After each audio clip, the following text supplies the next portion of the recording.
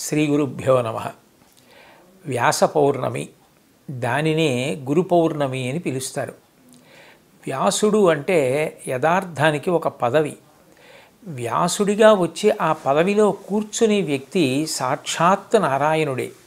అందుకే వ్యాసో నారాయణ స్వయం అంటారు. వ్యాస పదవిలోకి వచ్చి కూర్చునేటటువంటి నారాయణుడు ప్రతి యుగంలో ఆయా వ్యక్తుల యొక్క ఆయుర్దాయాన్ని దృష్టిలో పెట్టుకొని వేద విభాగం చేస్తూ ఉంటాడు. కలియుగంలో ఎంతో గొప్పగా జీవిస్తే 100 సంవత్సరములు ఆయుర్దాయం. ఆ 100 సంవత్సరములలో కూడా జ్ఞాపక శక్తి ఉండేది, శరీర పటుత్వం ఉండేది తక్కువ.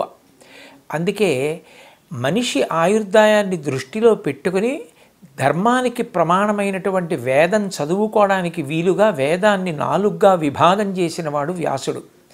అనంతమైన వేదరాశిని ఋగ్వేదము, యజుర్వేదము, సామవేదము, అథర్వవేదము అని 4గా విభాగం చేసి పరంపరాగతంగా వేదం ప్రచారం పొందడం కోసమని ఋగ్వేదాన్ని పైలునికి ఇచ్చాడు, యజుర్వేదాన్ని వైశంపాయనుడికి ఇచ్చాడు, సామవేదాన్ని జైవినికి ఇచ్చాడు, అథర్వవేదాన్ని సుమంతునికి ఇచ్చాడు.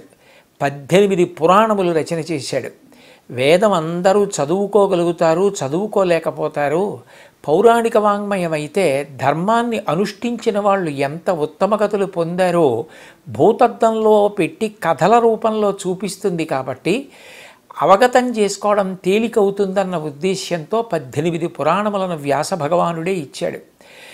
కాబట్టి ఆ 18 పురాణములు ప్రచారం చేయడం కోసం రోమహర్షునికి ఇచ్చాడు.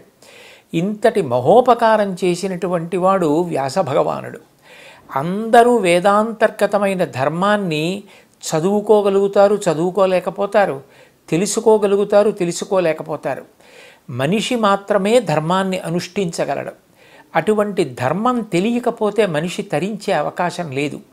అందుకే మళ్ళీ అందరూ చదువుకోవడానికి వీలుగా 5వ వేదంగా మహాభారతాన్ని రచించి ఇచ్చాడు. అందుకే ఈ వ్యాస పౌర్ణిమ నాడు వ్యాస భగవానుణ్ణి మనసులో స్మరించి అందరూ కూడా ఆయన చేసిన మహోపకారానికి తిరిగి ప్రత్యుపకారం చెయ్యగలిగిన వాళ్ళం కాదు. కాబట్టి ఆయనని గురువుగా నమస్కారం చేస్తారు. అందుకని ఆ తిథికి వ్యాస పౌర్ణమి, వ్యాసుడు ఆవిర్భవించినటువంటి దినంగా ఆయనకి నమస్కారం చేస్తారు.